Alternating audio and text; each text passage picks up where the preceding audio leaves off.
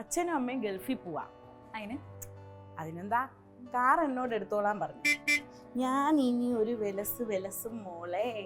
നിനക്ക് അതിന് കാർ ഓടിക്കാൻ അറിയോ? എനിക്ക് കാറിനും ബൈക്കിനും ലൈസൻസ് ഉണ്ട്. ലൈസൻസ് ഉണ്ടോന്നല്ല, ഓടിക്കാൻ അറിയോന്നാ ചോദിച്ചത്.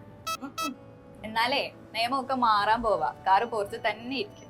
നിങ്ങൾ അറിഞ്ഞില്ലേ, 8 വെച്ചും ചുമ്മാതങ്ങ് എടുത്താൽ ഇനി ലൈസൻസ് കിട്ടില്ല. ഒരു ഇത്തിരി ടാസ്ക് ഉണ്ട്. ലേണേഴ്സ് ടെസ്റ്റ് ആണ് ആദ്യത്തെ കടമ്പ. മുൻപ് 20ൽ 12 ചോദ്യങ്ങൾക്ക് ശരി ഉത്തരം നൽകിയാൽ മതിയായിരുന്നു. ഇനി മുതൽ 30ൽ 25 ചോദ്യങ്ങളെങ്കിലും ശരി ഉത്തരം നൽകണം. അടുത്ത ടാസ്ക് 8ഉം Hഉമാണ്. ഇത് കൂടാതെ സൈഡ് പാർക്കിംഗ്, റിവേഴ്സ് പാർക്കിംഗ്, പിന്നെ പ്രോ ഡ്രൈവേഴ്സിനെ കൂടി വെട്ടിലാക്കുന്ന ഹാഫ് ക്ലച്ച് ഡ്രൈവിംഗ് അഥവാ കയറ്റത്തിൽ എങ്ങനെ വണ്ടി എടുക്കാം എന്നതായിരിക്കും ഹെവി ടാസ്ക്. കേന്ദ്ര സർക്കാർ നിർദ്ദേശപ്രകാരം അക്രഡിറ്റഡ് ഡ്രൈവിംഗ് ട്രെയിനിങ് സെന്ററുകൾ കൂടി വരുന്നതോടെ തിയറിയും പ്രാക്ടിക്കലും ഒക്കെയായി ലൈസൻസ് എടുക്കുന്നത് രാജ്യാന്തര നിലവാരത്തിലേക്ക് ഉയരും.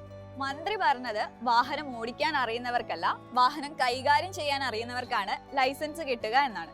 അപ്പൊ നിയമമൊക്കെ തീരുമാനമായ സ്ഥിതിക്ക് ഇതുവരെ ലൈസൻസ് എടുക്കാത്ത നിങ്ങളുടെ ചങ്സിനെ മെൻഷൻ ചെയ്തോ അവരോടൊന്നറിയട്ടെ.